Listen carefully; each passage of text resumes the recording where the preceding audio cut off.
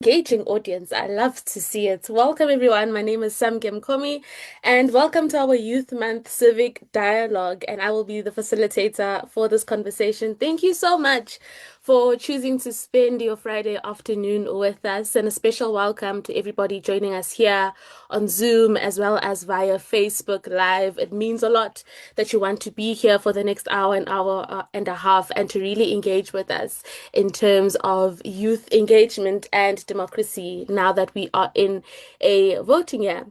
Now, for the next hour or hour 15, we will be deep in conversation, wanting to define what the role of young people is moving into the next chapter of our democracy. This week, we commemorated the 50th anniversary of the Soweto uprisings that took place on the 16th of June in 1976, but not only in Soweto, in other parts of the country as well. And with this commemoration, it comes on the backs of us being more than 30 years into our democracy, and it also being one of the biggest election years we are yet to see the local government elections happening this year. So we can agree that it's a very important time for South Africa as well as South Africans in this year. And with this question, we also note that a lot of young people are going to be heading to the polls for the very first time in their lives. But we have an issue that young people are heading to the polls without really knowing what their rights or responsibilities truly mean, and also not having a clear understanding of what their role in democracy is. And this is framed by the infamous question of, what will voting do for me? How do I benefit from it? And that shows a gap in civic engagement, and in civic engagement specifically, not being a priority in a lot of young people's formative years, more specifically between the ages of 14 to 18. Now, at Engage, we truly believe that a meaningful democratic participation really begins early. And this early is when young people are given opportunities to engage critically with their communities, but also to understand their rights and responsibilities, and also to develop the confidence to participate in civic life, which means being confident enough to go to the polls, understanding what you want as a young person, but also knowing how you fit in and what your role is in democracy. And this all brings us to the reason for today, for this dialogue, which is essentially a space where we bring together youth leaders, civic actors, alumni, and institutional voices to reflect on the role of young people in shaping the next generation of democratic participation and active citizenship. Those are a lot of words, I know, but I cannot have this conversation alone. And we have together six amazing people that will come and break down and define what it is the role of young people is, but also what actionable items can we leave this dialogue with. And first up, we have Lesego Koboe from YMCA South Africa, who is the Partnerships, Communications, and Advocacy Lead at YMCA, as well as the Project Manager for the IY Futures Initiatives, with her work centering on youth empowerment, meaningful work, and systematic change for young people. Welcome, Lesego. We also have Tuto Hleza, who is one of our alumni here at My Voice from our 2019 cohort, and he serves as the Treasurer General for the Pan-African Students Forum, the Societies and Institutional Officer of the International Society of Politics, as well as the Legal and Constitutional Affairs Officer of the WITS SRC. Now, his work centers on education, policy, and social justice across the African continent. We then have Irfan Mangera, who is the head of education from We the People SA, is an educator and an activist. Irfan's work is based on constitutional literacy, civic engagement, democratic participation, and social justice, with a key passion in making social and political issues accessible. He empowers young people to participate in public life. We have Craig Bailey, the founding director of the Bailey Leadership Consultancy, where his work centers on supporting organizations to become more virtuous and effective in a rapidly changing world. With a background in leadership development, civil military relations, and human rights advocacy, Craig is a pioneer in leadership development and engagement. Letty Mbongwa is an educator as well as the Gauteng lead multiplier at Teachers Can, where she supports teacher leadership, professional development, and community-driven educational initiatives. Being driven by a passion for educational leadership, learner development, and youth empowerment, Letiwe's basis is centered on education, playing a critical role in shaping active citizens and confident leaders. Last but definitely not least, we have Buhlebethu Magwaza, the project lead at Youth Capital, who advocates for evidence based and youth centered solutions to youth unemployment in South Africa. Her work centers on youth employment, the transition from education to work, as well as economy inclusion and supporting access to meaningful opportunities for young people to participate fully in society. That is our panelist, six amazing people who continue to do amazing groundwork in youth development and also leadership. Thank you once again so much for joining us. And I think all of us, seeing by the reactions, we are very excited to get into the dialogue and into the gist of the day. But, in proper engaged style, we cannot start anything without starting with an opening energizer or what we like to call a check-in. And our check-in today is called Draw the Future. So for 5 minutes, for 1 minute, our guests will quickly draw or write on a piece of paper what does an ideal future for South Africa's constitutional democracy look like, with young people actively participating in it? I'll repeat it once again. For 1 minute, you can either choose to draw or write on a piece of paper what does an ideal future for South Africa's constitutional democracy look like, with young people actively participating in it. So, we're going to give our guests a quick minute to scribble down to show us some of their artistic talent, or maybe to write down in words what a civic engaged young democracy such as South Africa will look like, having young people active in it. And once we are ready, we will all then show and tell and see who's more artistic, but also see what your ideal South Africa looks like when young people are active in it. Let's give them a minute and then we'll check back in.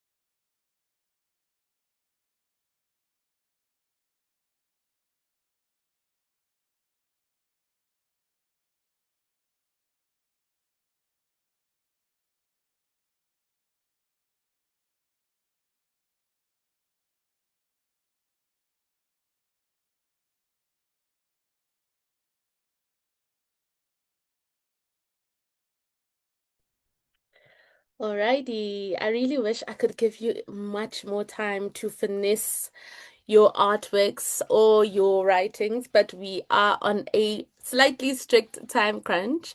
So, thumbs up from our guests if we are ready to go. Alrighty.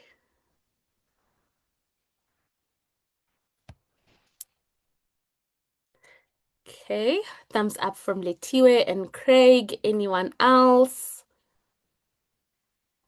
Thumbs up from Tuto. They're fun. Thumbs up from Lesego as well. Great stuff. Okay, I think let us start in alphabetical order. Buhle, would you mind going first and sharing what your ideal South Africa with active young people looks like?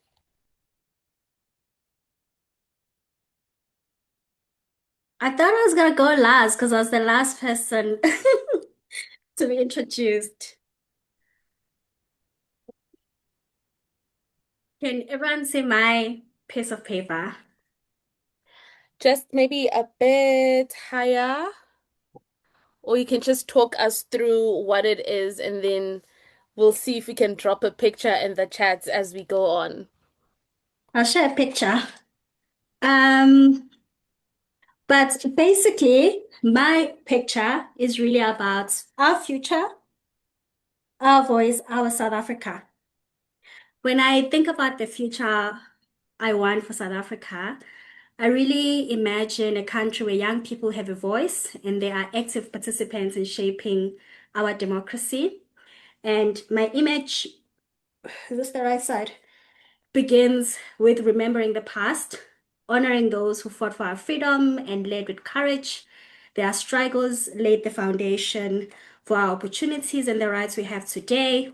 And then in the middle, it's really about young people participating and shaping um, the world, our current world, looking at our ideas, our experiences, and those translating to our vision for our future. And then at the end is it's about how we as young people, through our ideas and our experiences and our vision for the future, we then get to then shape the decisions, which then speaks to voting, holding leaders accountable. I have some of that down here and helping to create policies and solutions, which is the heart of my work. Solutions and policies and solutions that then make this world a better place for young people, because young people are not passive recipients of decisions or democracy, but we are active participants in it. I imagine a future where all young people can thrive and we can all have access to opportunities and participate in the economy and contribute meaningfully in our communities and our country. Thank you. I want to take a picture of this. Thank you so much, Buhle. Thank you so much. Craig, you are up next. Thank you, Samke, and thank you for your kind introduction earlier. I was surprised to learn that I'm an amazing person. I'm definitely not the best among us when it comes to art. Very simple. If those online can't see this, I'm happy to describe it. Simply four stick people. This is my depiction of a family. The family doesn't have to have four people, doesn't have to be a nuclear family. But instead of answering the question comprehensively, what does the ideal future constitutional democracy in South Africa look like? My answer is, well, how do we begin to shape it? Where does that ideal constitutional democracy begin? And for me, key to that answer or key to that process is the family as an institution. This is the first institution of education, whether it's formal or informal. And I think parents have a vital role to play as the first, if I could perhaps call them respondents in shaping their children, in shaping the country's future democrats. And I use that term outside of the American context. So yes, I think for me, family vitally important there. Thank you so much, Craig. Irfan. I did say alphabetical order.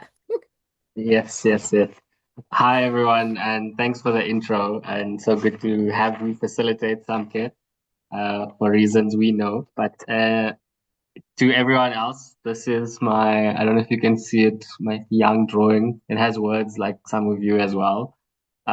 It's a city outline and with the word thriving underneath it, to the point that Bushle makes that, one is a thriving economy where people are able to work meaningful jobs, but also live a decent life. And that's where the bottom part comes in, is somewhat of a river and trees. And each of these trees have words around justice, peace, healthy, fair, joyful, equitable. And there's also like people in there somewhere, um, to the point that when we live this constitution, we create the kind of society that it envisions, because it is an aspirational document, and so to answer that is to live it, um, in the context where we want a prosperous and united South Africa that is safe for everyone.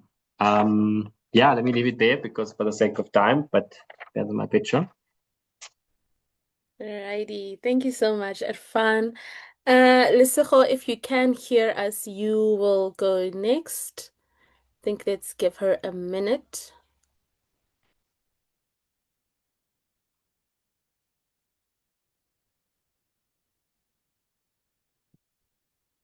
Okay, I think while Lesego sorts or figures out her connection, Letiwe, you can go next. Okay, greetings everybody and our amazing facilitator, Samli. Hi. I don't think you guys are going to see my drawing. But yeah, I'm just going to explain what's happening here. So I have sunlight because I'm a dreamer and I'm just dreaming of a future that is so bright. And that is what I'm hoping, for South Africa and looking forward to. I also drew a symbol of a speaker, symbolizing what I dream of in terms of our youth. I really wish that our youth can utilize the voice that they have and utilize the platforms that are available for them to speak out, but speak out and be heard. So that's why I have a symbol of a speaker. I also have a smiley face, and underneath that, I wrote money because I'm hoping for our economy to just pick up. We really need to move maybe from a developing country to a developed country, and that would really mean that we have funds to do so. I also drew a symbol of a light bulb because of the light that we're hoping for, especially in terms of our mindset. We're hoping for people that are more positive, people that are solution driven. We're hoping for change agents. So if people can focus more on the light and not really the darkness, which maybe would have to do with the things that are going wrong in the country, but rather focus on what it is that you can do right, to move into the right direction and what we wish for ourselves. I also drew a symbol of a candle because I believe that we can't do it alone. We need to light this other candle to light the other candle, and then we can have a brighter South Africa. And that would mean people are voting. Hey, if we come in numbers and we vote and we make informed decisions to actually bring about change in our country, then maybe we can have issues of crime, of drug abuse, and other problems that we complain about. We can actually contribute towards changing all those kind of problems that we're having. So I have many other things here, but I'm just going to leave it here. Thank you. Thank you so much, Letiwe. Tuto, sorry, please take us away.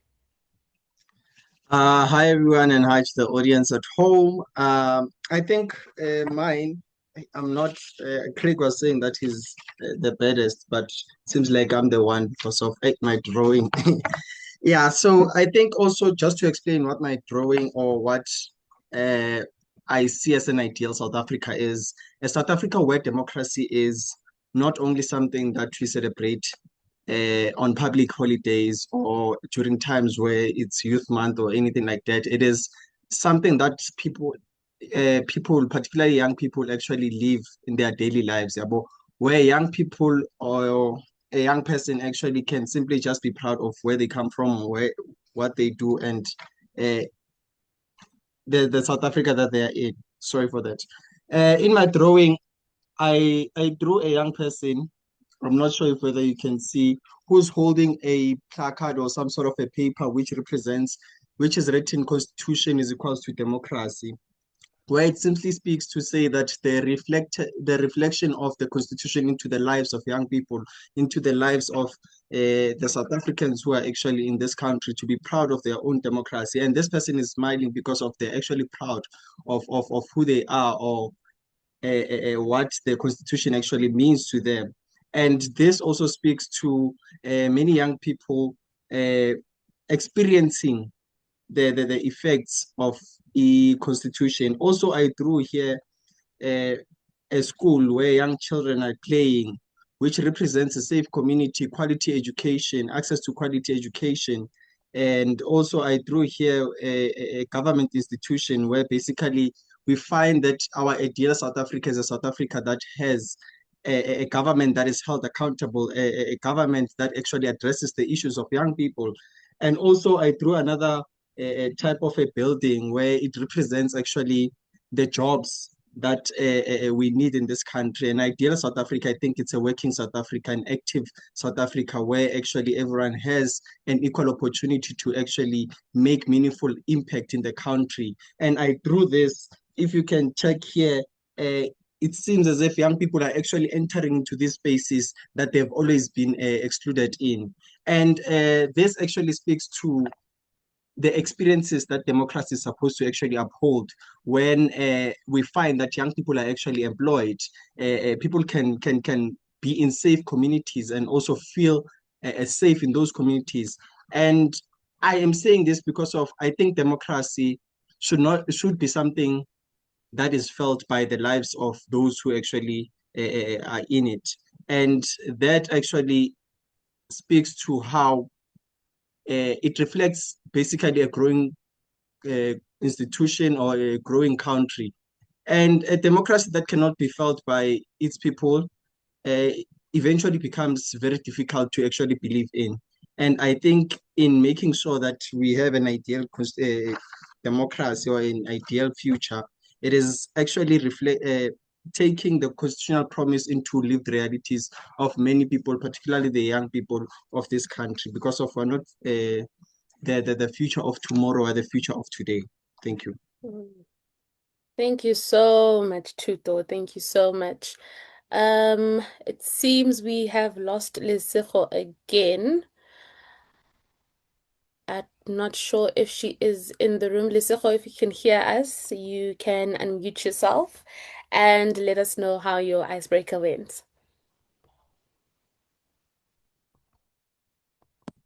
I am here now.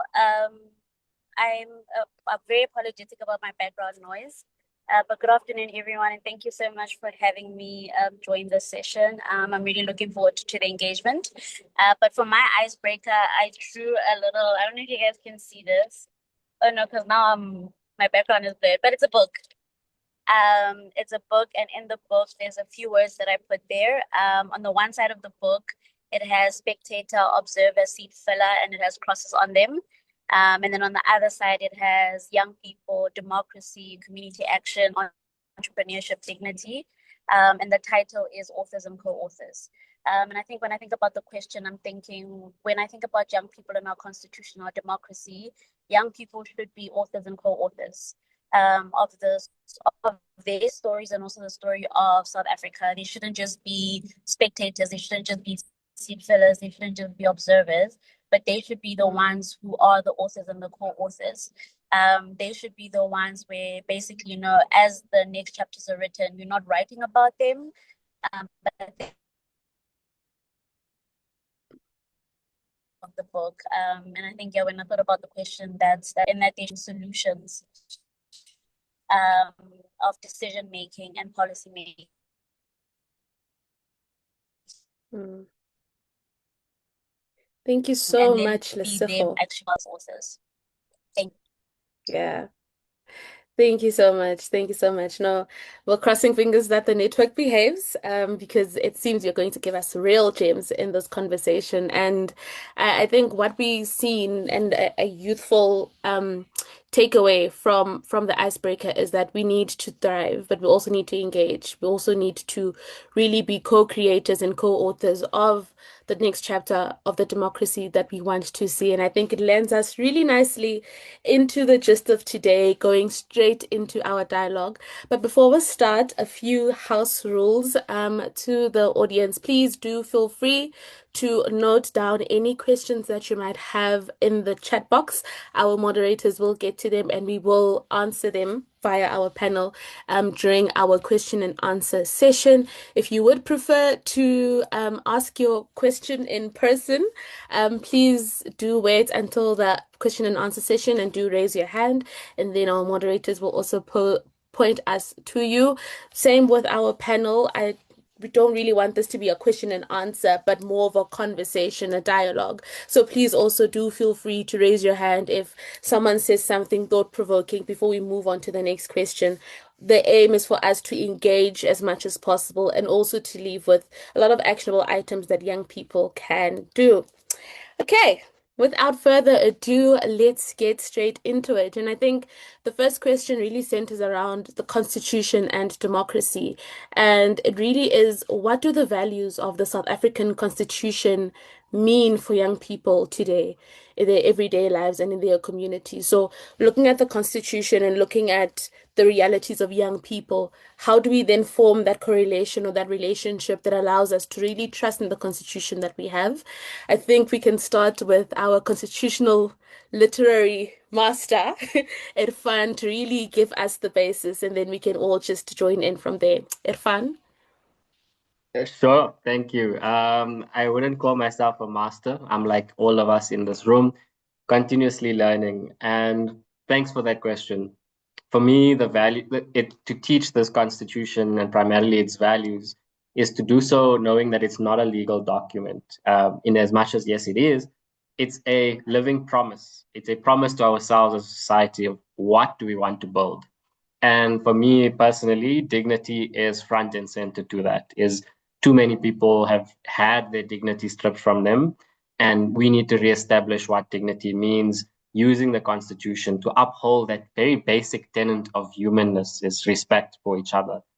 Outside of that, equality, the ability for us to be I understand that the playing fields have to be leveled. We have to be treated fairly. We have to make sure that there's enough redress to achieve an inequitable society. Freedom, I think I would attribute freedom to being able to speak, to be able to learn, to dream in a manner that allows one to do so that doesn't infringe on other people's rights. So recognizing the past we come from, but also that this freedom is not free. It requires nurturing consistently. There are many others that I think the Constitution speaks of from a values perspective, social justice, the rule of law, etc.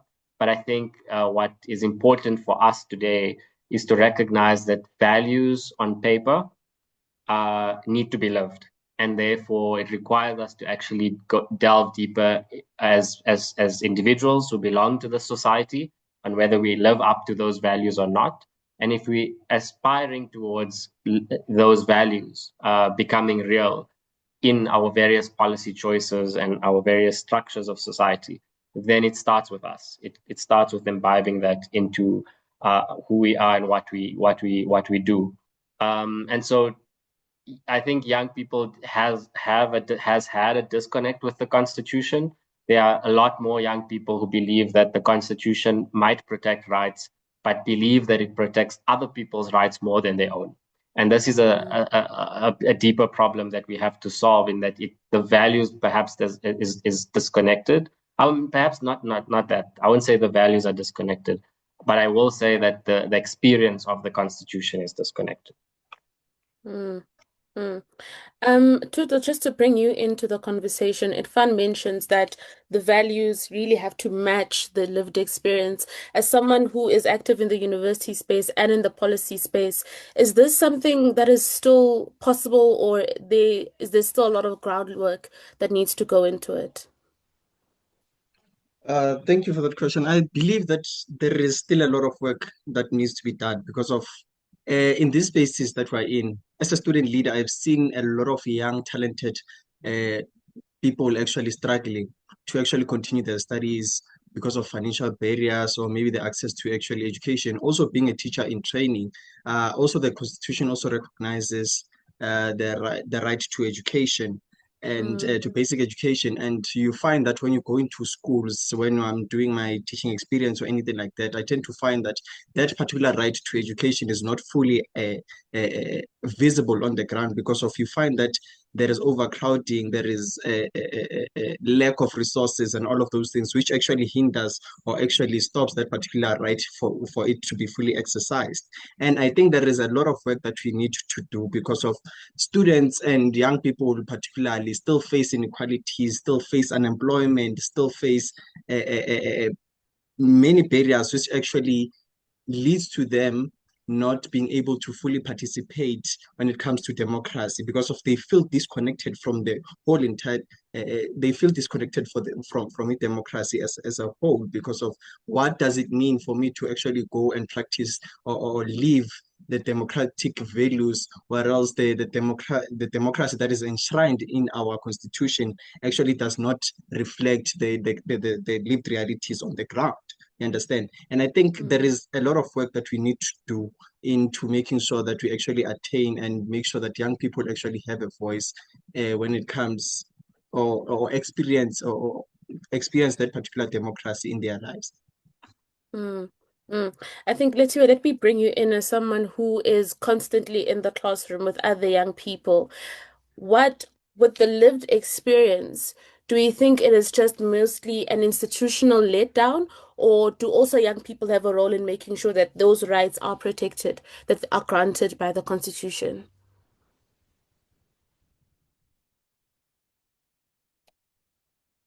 Sorry, Letiwe, you are muted.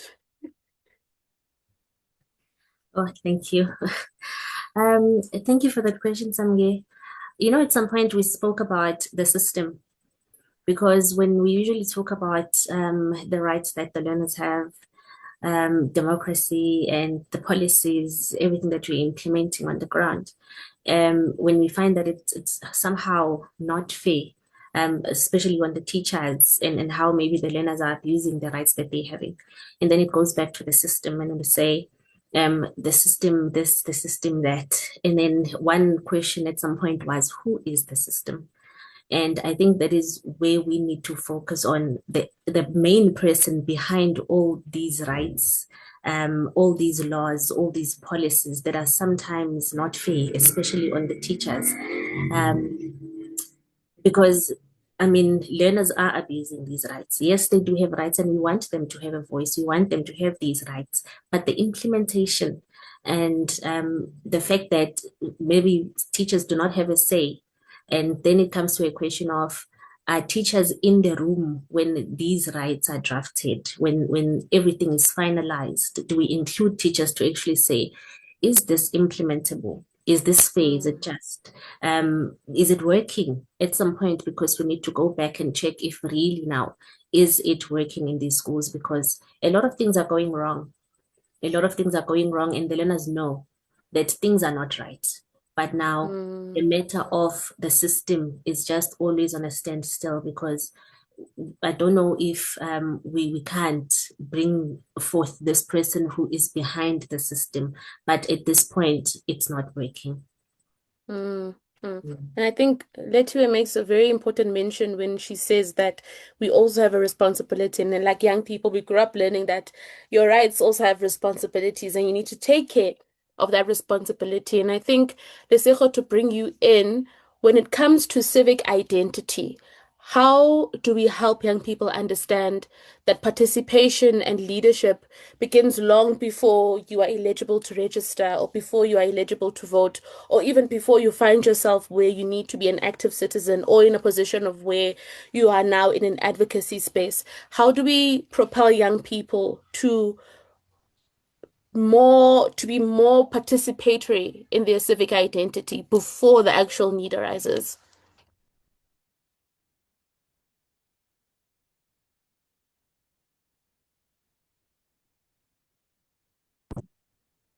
Oh, okay, there we go. Sorry, I think it, yeah. Thank you so much, Samke, for the question, and a very important question as well. And I think one thing that I am seeing, or and I think we can all attest to it in our different industries, is that participation is something that you can't just teach it, like it needs to be experienced. So I think all of us in our different sectors and the different organizations that we work with, whether it's, we the people, Tuto as well, or wherever, the spaces that he finds himself, to really participate and to really activate leadership, you really need to be participating. I can't teach you, about leadership, or I can, the theory part of it, but there needs to be a practice that is linked to that. And part of it is also like, the participation, and being able to say, what opportunities are we creating where we can actually bring young people into spaces and, they actually are participating, we are allowing them to lead spaces.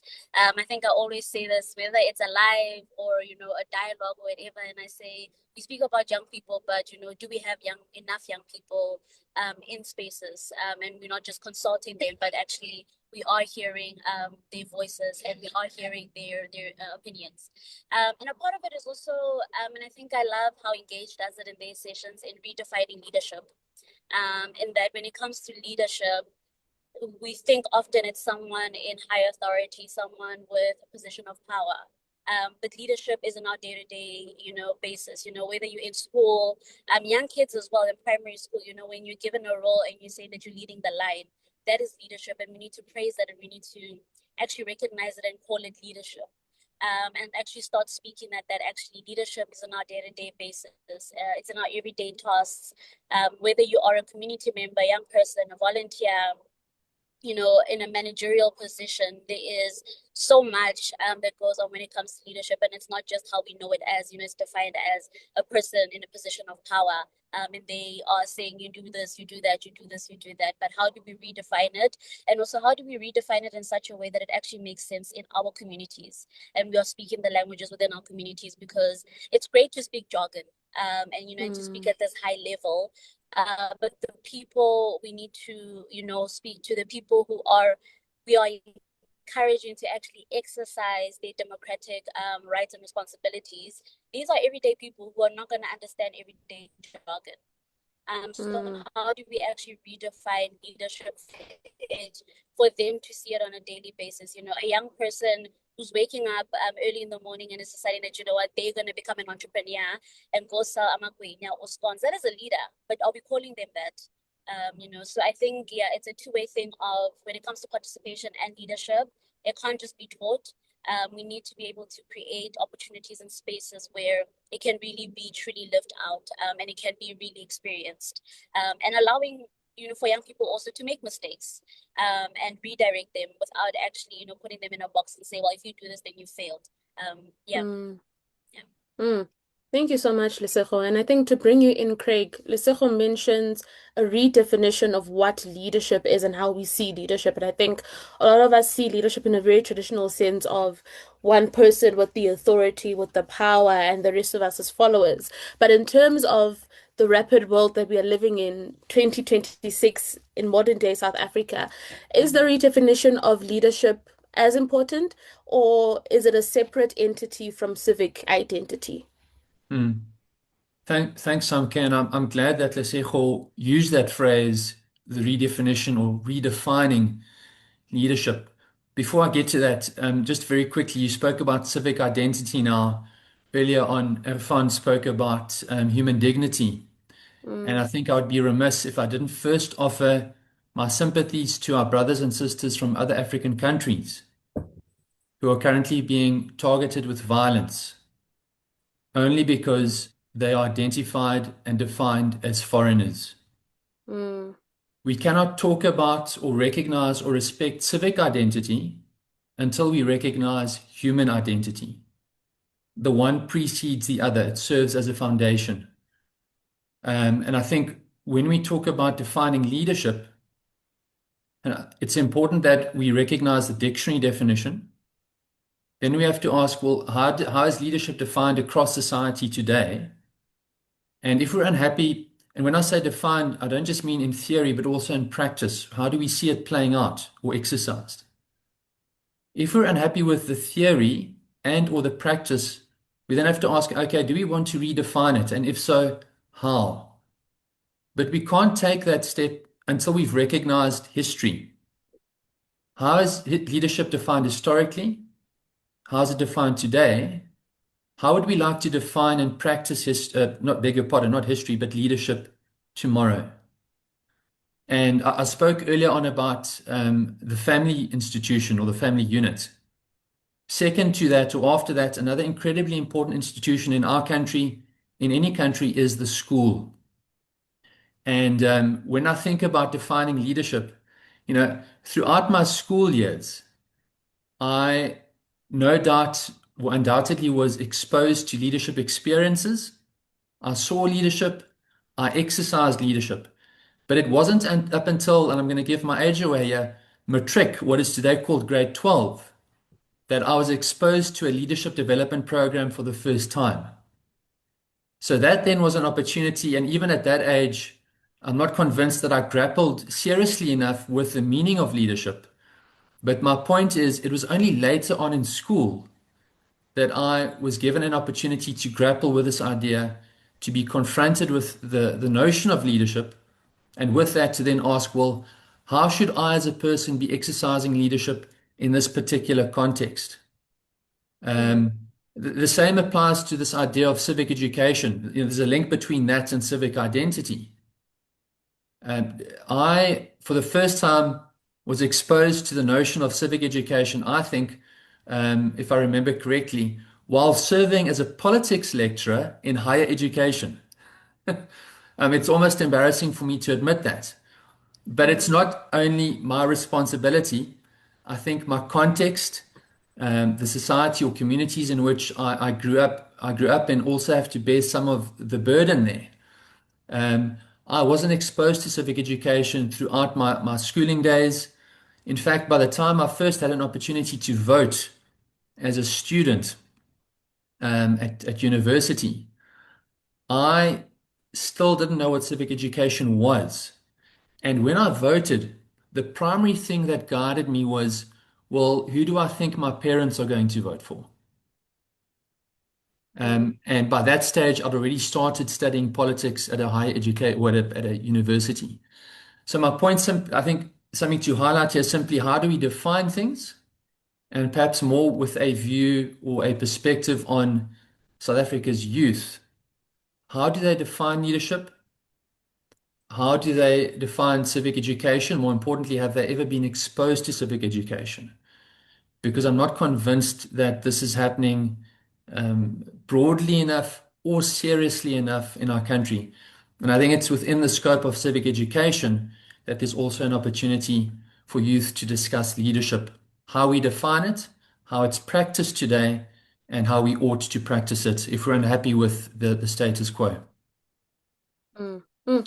Thank you so much, Craig. And I think you make really valuable um, mentions when you do mention the importance of civic education and how widely that happens. And we tend to see it in a specific type of community for a certain type of learner with a certain type of privilege, but it's not really widespread around the country. But I think building on that, to bring you in, Buhle, a lot of people, a lot of young people feel disconnected from democracy. And when we mention things like civic education, even civic leadership platforms, how do we then rebuild that trust and participation? Because if we say, here's a program, let's do it, it really brings you into the civic identity or education that you need to define your own civic identity. When young people are so disconnected from democracy, how do we then rebuild that participation and trust to say that this entirely is for you and not necessarily for people around you. As time goes, can be for people around you, but how do we then build that initial connection? Thanks for that. Um, I think we sometimes misunderstand the nature of this disconnection. I don't necessarily believe that many young people are disconnected because they don't care.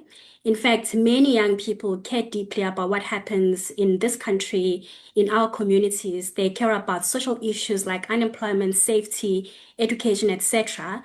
The real challenge is that many do not see a clear connection between their participation and meaningful change. Young people are constantly told that they are the future, but many are struggling to find their place in the present. When your concerns are acknowledged but not acted upon, when participation feels symbolic rather than meaningful, then that's when Mm. trust begins to erode.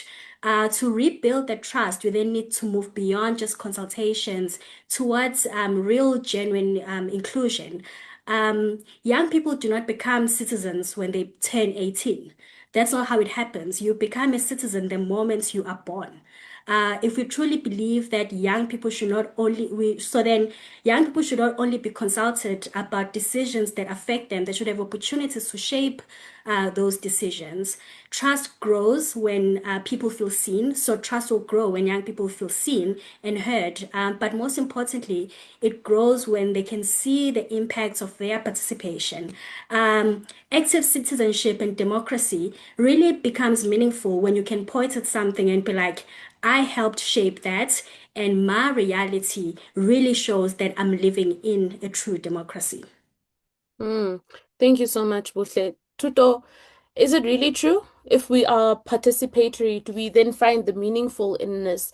And really, what is the difference for someone who doesn't know the difference between symbolic citizenship or symbolic inclusion versus meaningful inclusion? How would you break that down?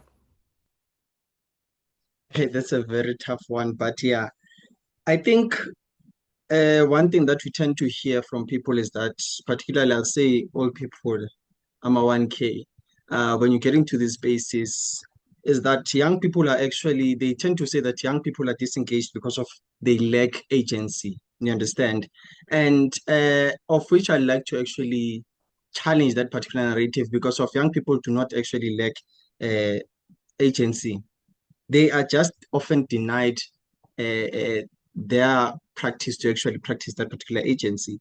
And we see this when young people actually get into spaces where they're supposed to be making impact and they feel excluded. They are just consulted, as one of the panelists was saying. We tend to be used as a consultancy firm or something like that, sorry to say. But we tend to be consulted during times when it's youth month, when it's elections and all of those things. And I think that is what makes young people actually be disengaged. But I'll tell you one thing, that young people actually do care about what is happening around. Young people actually are taking spaces. You see them, they organize themselves. They actually care about innovation. They start businesses. They do all of these things into trying to make sure that they actually become good citizens and they practice their own citizenry. Yabo. And I think also one thing we must understand is that young people in these spaces that they actually are in, they feel disconnected because in the very same spaces we're used to this thing of when you want to be, I'll speak on a side of leadership and what where you find that young people, when you want to actually take up a space here at VETS, uh, when you want to take up a space at VETS of leadership and all of those things, you tend to be, you want to be, you must be deployed or recognized in a certain way. But, and it's very wrong, that particular thing, because of young people actually are in these spaces trying to make a name for themselves, trying to survive and all of those things. And I think one thing that you must actually understand is that it is very difficult to ask a young person to trust an institution when they feel like they are invisible, like it is invisible to them. It's hard for them to actually try to recognize those institutions and support that particular agency that is being spoken about. And I think going forward, we need to make sure that young people are not symbolically included in these particular things, but they actually participate meaningfully and they're giving the space and the power to actually make meaningful change. Mm, that's very important. And I think, Letiwe, as a young person who leads other young people in a space, the meaningful engagement, how can we see it through young people, through the community initiatives that they build, or through the willingness that they want to really see themselves in a better space? Is the willingness there, or is it still a far-fetched idea? Thank you, Samgeli. So, the willingness is there. The willingness is there. If there's something about AMA 1K, they really want to participate. They want to be seen. They want to be heard. And give them a chance. You will see that. These mini dialogues that you would have in my institution, you would really see that they are hungry for this. And should you give them a platform, they would show you flames, you know. It's something Mm, that they are really hungry for. And I think it would make such a difference if we would give them the platform, if you would mentor them, if we would show them that they matter, you know, because at this point they feel like they are just existing. It hurt me to hear this from them last year when they said, even their parents, they don't know how to parent them. And they told me that whatever that was working for us back in the 90s is not working for them. And I felt that we really need to include them, even when it comes to matters that we think we know better in because we've been here for quite some time. For example, how to raise them, because we would feel, oh, this is how my parent raised me. And then I would maybe use the same strategy on my child. Even in these initiatives that we have, you know, should we give them a voice, we really can pick up that they are willing to be part of the solution. It's just the platforms that they need.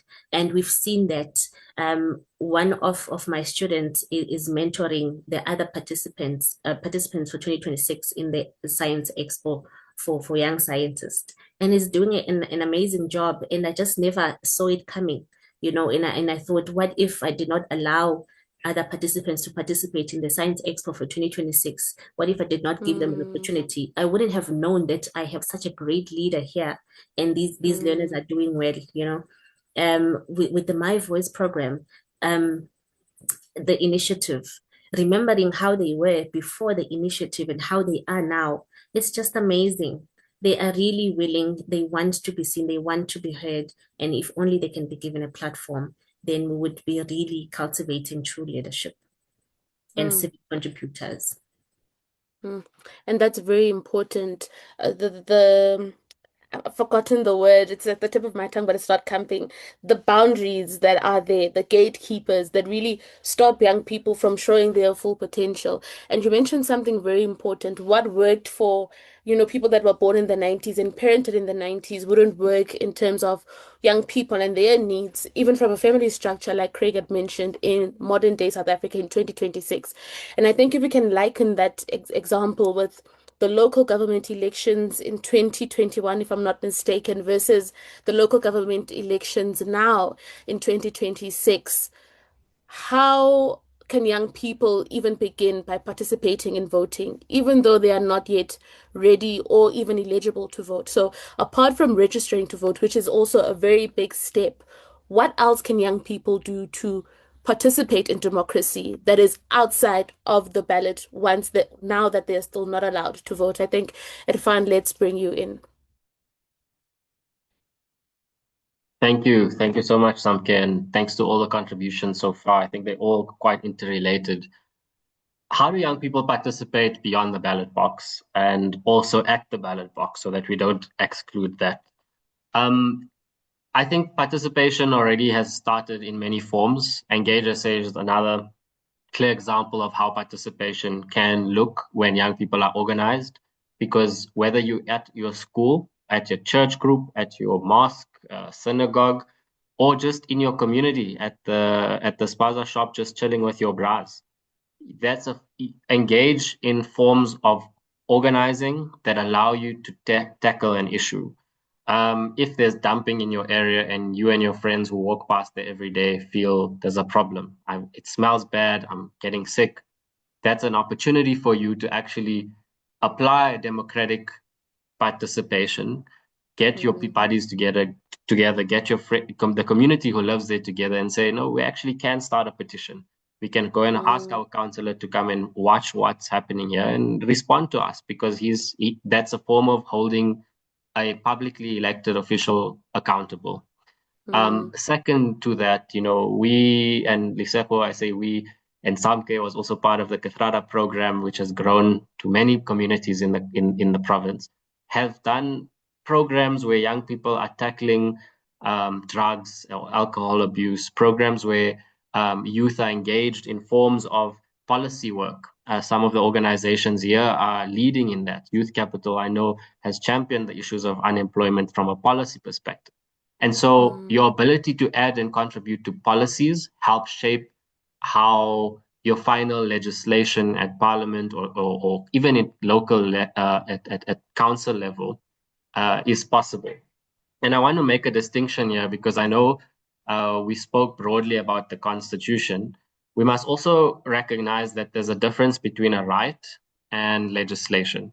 The right is afforded to all of us. We are inherently deserving of rights like the right to, health, the right to a safe environment, the right to water and food. Now, these are important distinctions from legislation that must be enacted to make those rights real. So that's the important lesson also in the constitutional literacy work, is that we don't want to confuse the two. Rights are afforded to all of us. How those rights are afforded and made accessible is the work of our parliamentarians, legislators, etc. The last thing I want to add is you can already register from the age of 16. If you're under 16 and you feel like you still want to participate, you actually can become a pressure group. As kids, you can influence your parents on your futures, because if you are thinking about a future that is clean and the environment, and you're concerned about climate justice, you know that that future is becoming more and more bleak because of the kind of pollution that is happening.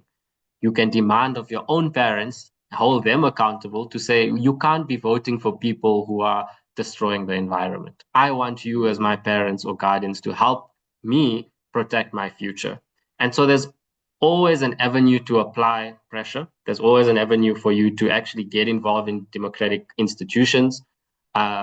The various departments, legislators, as well as councils have public processes, processes that they are mandated to by the Constitution to actually go out and engage the public. And that was a hard fought right. That was a hard fought one right that people from who had experienced apartheid said we don't want to also let our governance be determined for us without us. And so therefore they had to legislate the fact that public participation is enshrined for everyone to be carried out. Unfortunately, the mechanisms to which they are doing it, whether it's City of Joburg or Gauteng legislature, etc., have not met the people where they need to meet them. And that's how you end up with scenarios where you have a register with people who have attended, but you don't have meaningful participation. And that's where we as young people mm. can also push to make sure that we're tired of that process. We want the process to change. We want the system to change. I can go on, Samke, but let me stop there. And thank you guys for listening. No, thank you, thank you. And I think what you're saying is very important. I remember I once had a conversation and I said that youth representation doesn't matter if it's not meaningful. And I think that's the conversation that we've been having a lot today, is that we need to remove ourselves from more symbolic representation to more meaningful representation. And I think Lesego Irfan makes a very important note when he says that community engagement really starts small and it starts at any age. For you, which matters most? Engagement or youth representation in the ballot and at the ballot boxes, or youth representation in the community?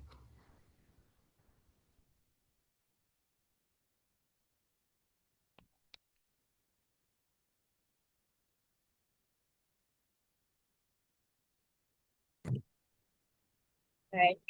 Awesome. Thank you, Samke. Very difficult question. I don't think I can choose either or, because they both go hand in hand. And the reason I say that, and I think it also goes to what we've been discussing now, and what Letiwe and Ifan and even Tuta has shared, in that a part of also that access or where the disconnect happens is if you don't see yourself in your leaders. And this happens both in the ballots and the ballot boxes, but also within our communities as well. In that, can we see the representation? Representation is needed in both situations. Um, yeah, you're right. It's definitely both. Yeah, it's definitely both. You can't choose. So representation is definitely needed within. I'll also say that is that, especially when it comes to young people and having youth representation within the ballot, these are the same young people. I would encourage that they need to be going back into their communities. One thing I've always said, and I think Tuto, I've probably drilled this in his head since he was in grade 8. And I've said it to him in that when you open a door, you can't close it. You need to leave it open for another young person. And so works also with representation within the communities as well, is that often what we're seeing is that people will get in these positions of power and then close the door. They close the windows and it's a house that is just standing still. And we need to be able to challenge that. And this is also where the youth representation and the ballots come in, that are you actually challenging and are you keeping leaders accountable? And as young people as well, are we keeping ourselves accountable, right? Because it's great to talk, but on the ground, actually, what are we doing? And also, I wanted to mention something also that maybe also brings it in that when we speak about democracy as well, and active participation, um, it's not like a singular thing. It's not a building that we must walk to. It needs to be completely dismantled, broken down. There's so many facets in it. It's multifaceted. One thing might be relevant in one community, another might not be. And I think I'm very privileged in that I work in communities that are in Gauteng, in Soweto and Garambua, and then I get to work in communities, in Cape Flats, Mitchells Plain, Athlone, and the needs are very different. Representation that is needed is very, very, very different, right? And this speaks to how does our democracy work for us, in that it's not a building that you just walk to. It can't just go. We don't go to it. It needs to come down to it. We need to break it down. And the same is in the question that you're asking when it comes to representation, both in communities and also, within the ballot as well, is that both is very much needed. We need young people. We need young people, from different backgrounds, young people who also are living with disability as well, to really be there as well, and for other young people to see themselves in them. And I think that also speaks to, that's also how trust is rebuilt as well, in that the people that you're looking at, if they look like you, you can relate. There's reliability and also that element as well of accountability. But basically, to answer your question in a very simple way, you can't pick. Both is very important, both is needed, both is very much relevant, and both should be encouraged. And I think that's the best way to set it off, Lesego. Youth representation in the ballot, at the ballot box, in the community is important. And I think in this weekend, we get to see how many young people are really hungry and roaring to go make their decisions. And I think we will be doing a lot of our audience and ourselves a huge disservice if we let this dialogue end without making note that this weekend is voter registration weekend. We're going to have a short tutorial right now that's going to show on your screens on how you can do it. It is quite simple. It is quite easy. Please go out in your numbers to register. Remember what Ifan mentioned. It doesn't have to start at the ballot. It could start at 12 years old. It could start at 10. It really is simple. And we have a simple 3-step tutorial.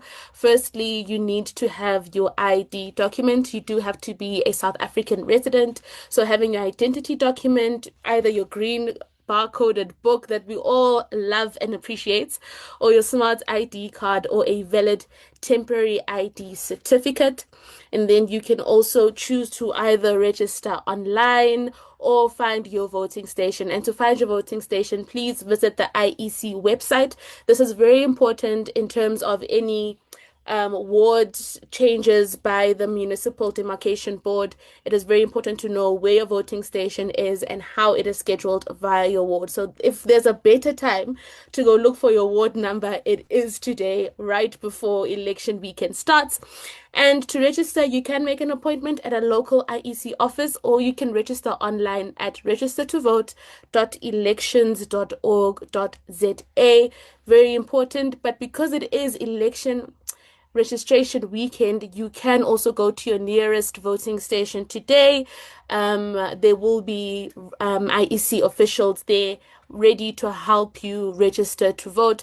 Please also check if you have moved, if you need to re-register. It is very important to note that you cannot register or cannot vote in the same place if you are not longer living there. And it's very important for local government because this is the sphere of government that is very close to us. Remember, you can register from the age of 16, and even if you are not yet old enough, you can also register. And registering meaning that you are ready to participate once you are turned 18. Thank you, Edfan. Home Affairs is also open, so they're also issuing out a lot of temporary IDs, a lot of documents that you need to make sure that you have everything you need to register to vote. So please do the needful before we get onto our weekend plans. Make sure that you pass by the website or you pass by your voting stations. I promise it doesn't take more than 5 minutes. And if it does, you can come fetch your R1 from me. It's fine. Okay, and that is our dialogue. And I think before we close it off, it's very important to hear from our audience. We have been receiving a bit of questions from the chat and also from our short form. I will start with the question here on Zoom. There's two questions from Growthians. I hope I'm saying it well. And the first question is, how do we prepare young people for civic responsibility when basic needs are not met? And the second question is, how do we redefine leadership for the average young South African to understand what it means for them to be able to participate in shaping our democracy?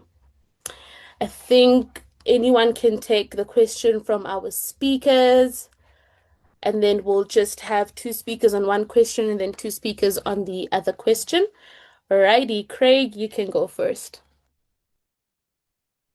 Thanks, Samke. I'm itching to answer both questions, but perhaps let me speak to the second one. My hope would be that as human beings, we can agree on a fixed definition of leadership. And by fixed, let me rephrase that, a fixed definition of virtuous leadership. As John Maxwell says, leadership is influence, nothing more, nothing less. So we need to recognize, for example, that historical figures like Adolf Hitler, Idi Amin were leaders, but clearly lacking in virtue. So we need to arrive at a transcendent definition or understanding of leadership. For any democracy or professing democracy to function, there needs to be a critical mass of citizens that know that definition, live according to it, and are able to identify it when they make decisions about who to support when it comes to political leadership. Now, without unpacking the concept too much, I would hope we would agree in this for now that the best way of defining that in a short amount of time is simply to say that virtuous leadership, the kind of leadership that supports democracy and development that is done democratically, is leadership that aims to protect and advance human dignity. In a nutshell. And I think if we can start our definition at that point, we're likely to follow a good trajectory. Thank you so much, Craig. Anyone else who would like to tackle the first question? I'll read it out again. How do we prepare young people for civic responsibility when basic needs are not met? Yes, Wuhle. That's a very difficult question. As somebody who receives this question quite often in the work that we do, I think we need to be really careful not to treat civic responsibility and basic needs as separate or competing issues. Because reality is that many young people are already exercising civic responsibility while also navigating these incredibly difficult circumstances. Across the country, young people are caring for younger siblings, they're supporting their families, they're volunteering, they're helping neighbors, and really trying their utmost best to find ways to contribute despite these very difficult circumstances. So I would think about the question not being whether young people can be civically responsible when their basic needs aren't met, because we know that they are and they can be, but whether our institutions and our democracy are really creating conditions that enable young people to participate fully. Um, Young people start participating long before they cast their first vote, but they're also experiencing those consequences of voting and the ballot box in their everyday lives through the decisions that are made by government, schools, communities, and everyone around them. They're navigating public services, the education system, the transport system. So they already are active citizens. And because they are active citizens, that means that their experiences really matter. Some of the most powerful forms of civic participation really emerge from lived experiences. Young people who experience these difficult conditions or these difficult social ills around unemployment, poor service delivery, barriers to education, or exclusion often have some of the clearest insights into what really needs to change. The challenge for us and for everybody, even young people themselves, is that participation becomes is that it's really, really much harder when people are in survival mode. If a young person is worried about their next meal, it becomes difficult to attend community meetings, engage in public processes, or advocates for change. But not necessarily because they don't care, but because the burden of meeting basic needs consumes so much of their time and energy and attention. That is why meeting young people's basic needs and strengthening civic participation should then not be viewed as competing priorities because they are deeply connected. Preparing young people for civic responsibility is not only about teaching them about democracy, it's also about creating a society in which they can meaningfully participate. It's about ensuring that they have access to education and that their basic needs are met and they have the support that they need to engage fully in public life. Because then civic responsibility only truly grows when you feel like you belong. And that's the case for young people as well. Mm. Thank you so much, Butle. Thank you so much. And I think it's very important. There's a question here that I'd like to pose to some of the speakers that haven't answered. So, Irfan, Lesego, Letiwe, and Tuto. The following questions are for you, and you guys can just pick and choose. But this is one question that says, "Good day to the panel.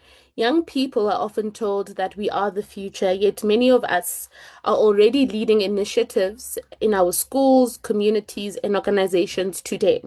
My question is, one, what practical steps should government, businesses, and civil society take to ensure that young people are not only consulted, but are given real decision-making power and accountability in shaping South Africa's future? Second question, and if those structures fail to include us, what advice would you give to young leaders who want to create change anyway?" And the last one being, many young people feel their voices are ignored. How can we ensure that youth participation leads to change and not just consultation? So any one of you can take any questions and we can take it from there. Can you please repeat the first one? It was a very First, long one. yeah.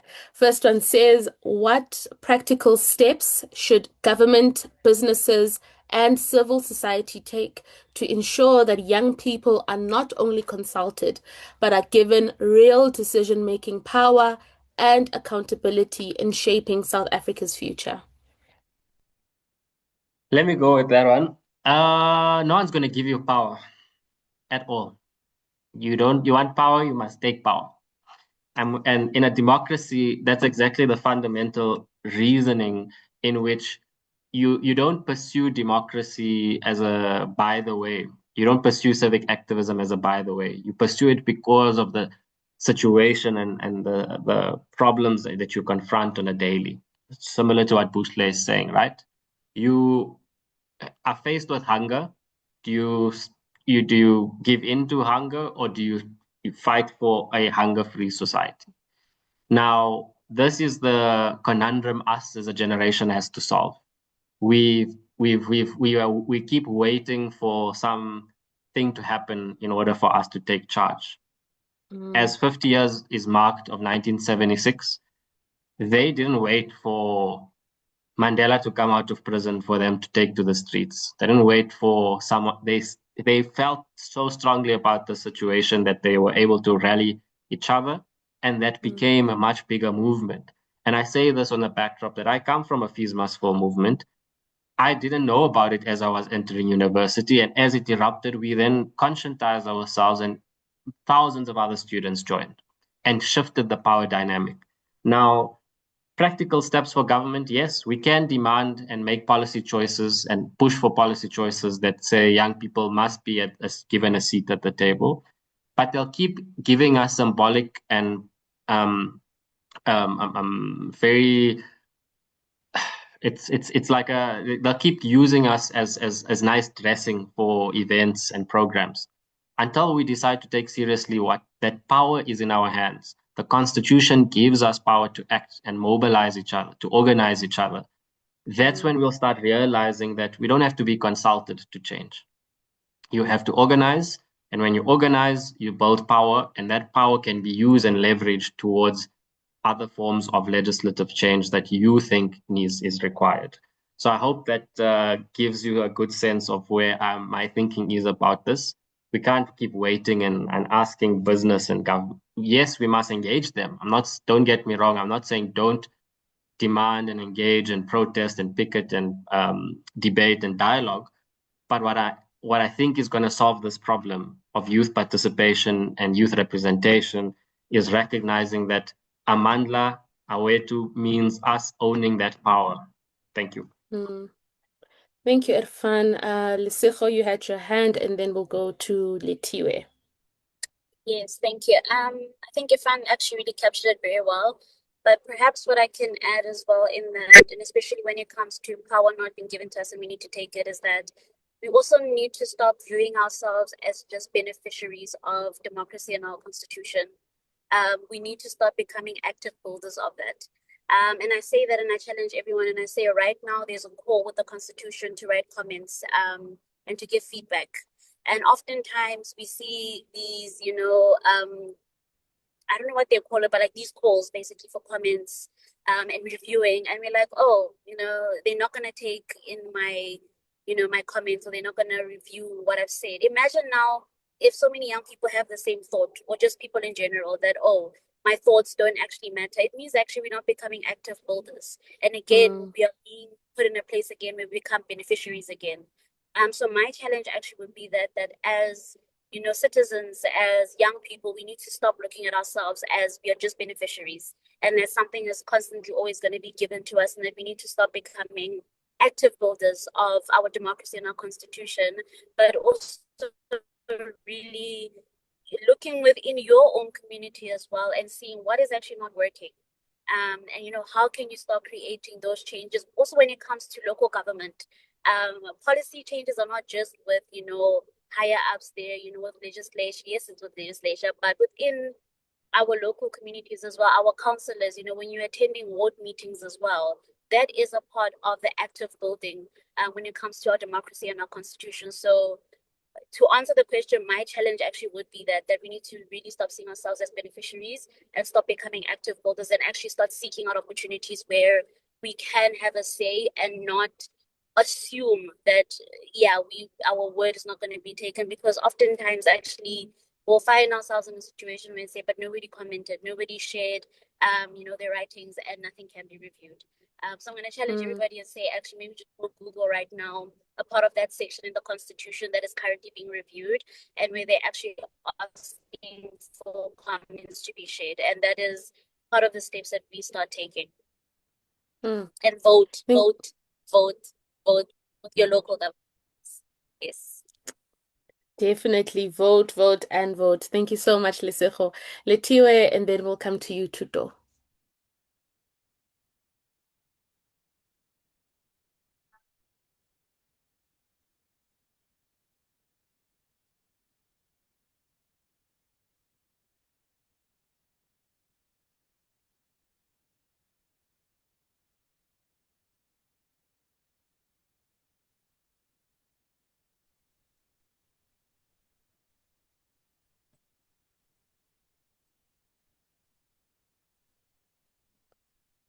Samir, Right. I'm not sure if Yes. I'm the only one not hearing anything. There was a signal glitch and there was just silence after. I'm so sorry. I'm so sorry, ma'am. We were waiting for you to unmute, but we could definitely hear you now. Oh, okay. I just want to add on what the previous speakers have shared, starting with the question that was asking about the practical steps for government, businesses, and civil society. And I remembered what I was watching during the week, where they highlighted that the youth of 1976 did not wait for anybody to come to their schools and say, hey, are you tired of Africans? Are you tired of the Bantu system? How about we do one, two, three? They took the initiative. They met and they decided that we are tired and this is what we're going to do. And they unite. Even the third party couldn't separate them. They couldn't interfere with their plans, and they were able to execute their plan. So if we also, as the youth, can unite and stand together to say, this is what we want, this is what we don't want, and take initiative, starting with the constitution. If we feel that the constitution is not accommodating us, if we feel that the age limit that is put there for our job applications is not being considerate, we need to speak up and say, why are we saying up to 35? Because we have people that are 36 years old and they also need a job. Why are we having elderly people staying in these positions until they are 80 plus? We need to speak up, and we need to use the right platforms so that our voices can get across. If we're going to wait for these businesses, we're going to wait for government, what if they never come? Is the situation going to be like this forever? I feel like we need to find our why and have a strong why to say, this is why we're doing this, and we're really going to do it. Because once you have your why and it's a solid one, you can't go back. You really want to see change. And that can help us move forward, because no one is going to come to save us, and it's about time. The youth of 1976 did their part. It is up to us now to say, we are taking it from here. And in the next 50 years, this is what we want to see. So that we do not speak about the problems that the youth of 1976 were having back then, the problems that we are still having now. And in the next 50 years, we are still talking about what the government needs to do, what the businesses need to do. What are we doing? So if we can start there, and maybe also look into situational leadership, starting with redefining leadership that we've spoken about, but also look at what we can do as leaders where we are. As a teacher, I'm at a school. What is it that I can do? Why can't I partner with the organizations that are available to change the lives of the school community I'm serving, to change the lives in the society, to bring about change, whoever that is benefiting from the change that I will be coming with, but joining hands with the necessary stakeholders. I think it's just up to us to take action and to make sure that we do not step back. And once we've started, we really move forward. I just wanted to start by that. As for the structures that are failing to include the youth, we need to also take initiative there, because some of the youth, as the youth, I want to include myself here, we are so good at complaining. We are so good at complaining about institutions that are not so inclusive. But what are we really doing about that? Because if the structures are failing to include us, why are we not challenging them? I feel like if we can just be solution driven, come together and be really intentional about it, it is all possible. But if we're going to sit in the corridors, if you're going to sit in the taverns and talk about these and not these problems and not do anything, then you're gonna be at Yeah. a still. Thank you so much. Thank you so much, Letiwe. Tuto, your take on the questions. So yeah, the previous speakers said a mouthful, and I actually also ran out of some ideas. But on a practical manner, I think we add to. I think also we're not angry enough as young people. We need to be angry to a point where we actually kick down those doors that we're actually supposed to be inside those buildings.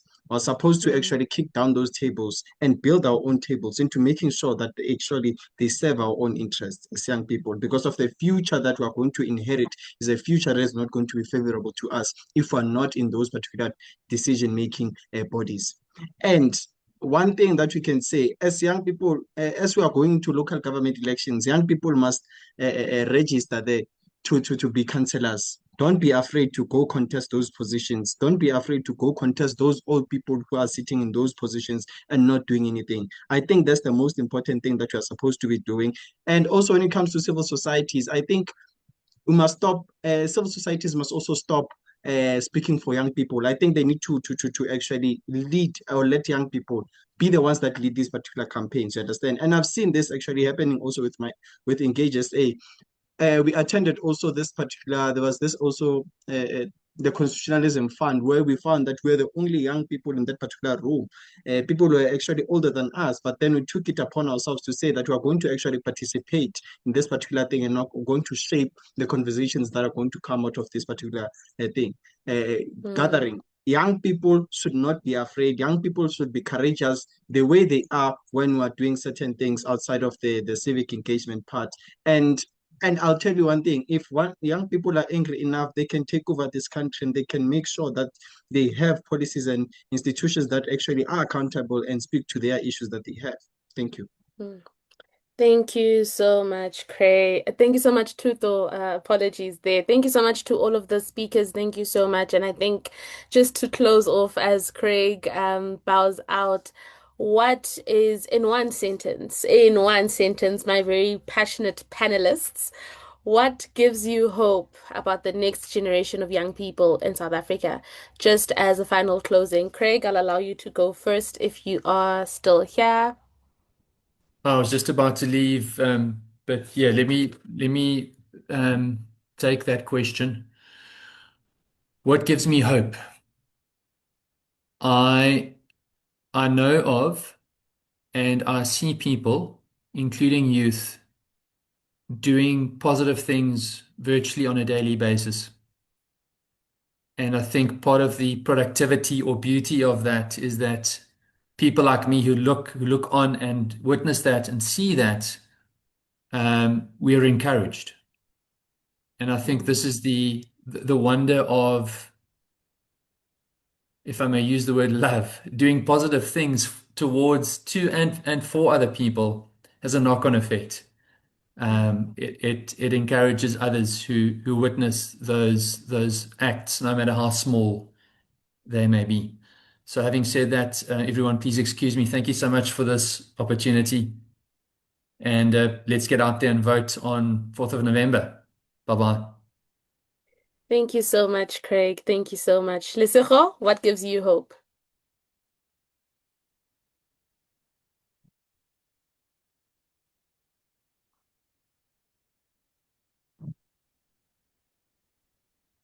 Okay, there we go.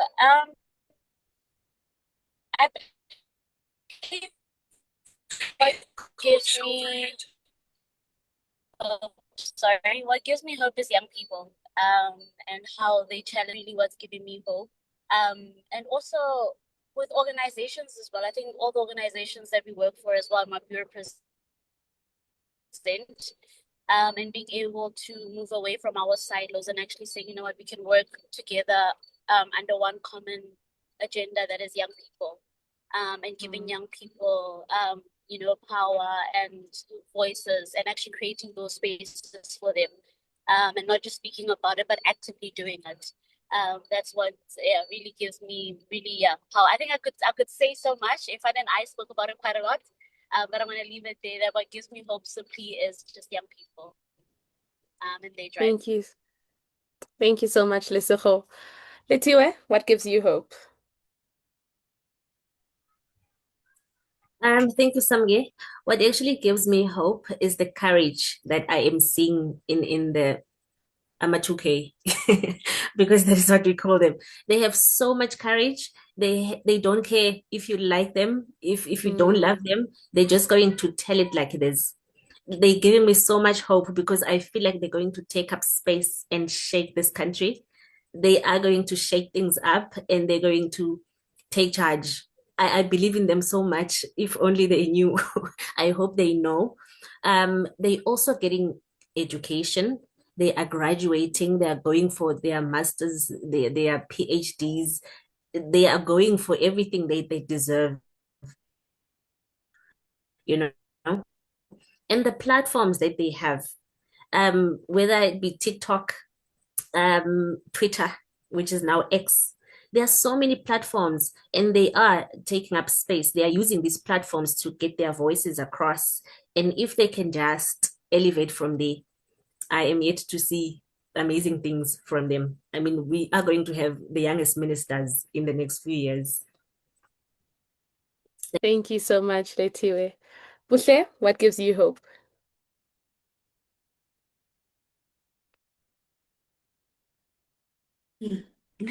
What's supposed to have been done?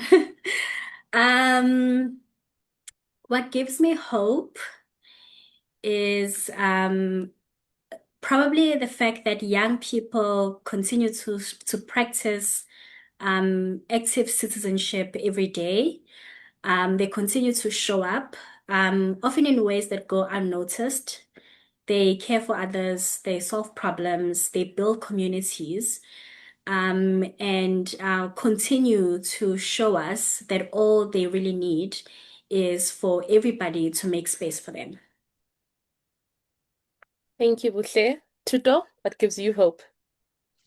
Yeah, I think what gives me hope uh, is the resilience in young people.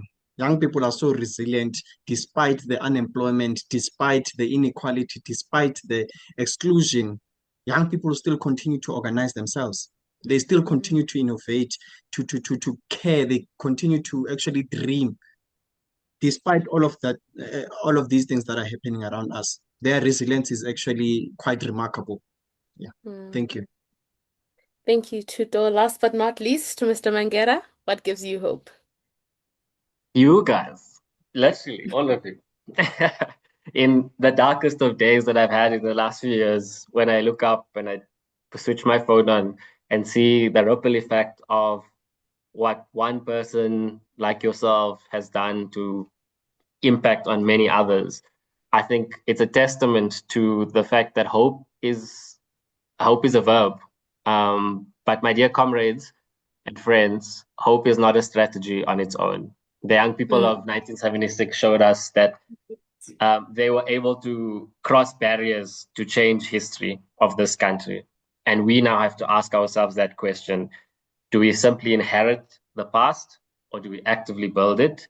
And the hope that I spoke of is you guys executing a strategy to change society, to change people's lives, and to imbibe the Constitution in its full form. So that's what gives me hope.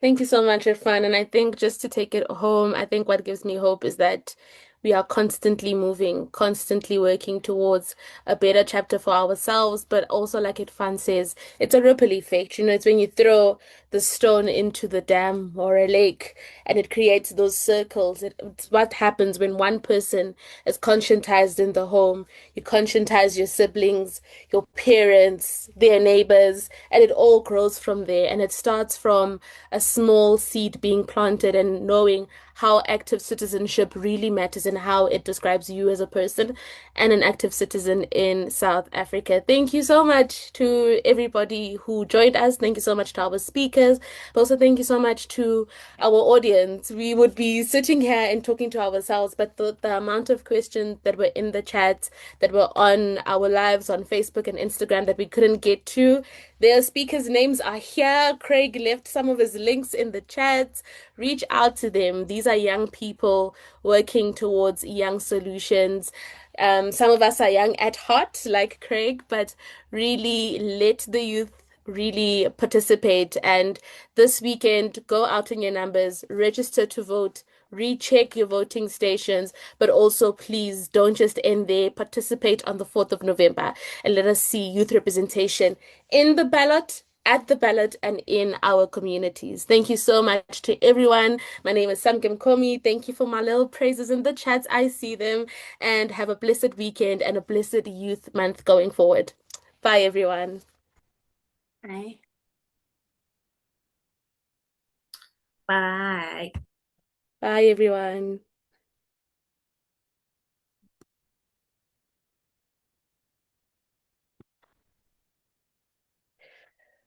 I was Alrighty. you guys are awesome.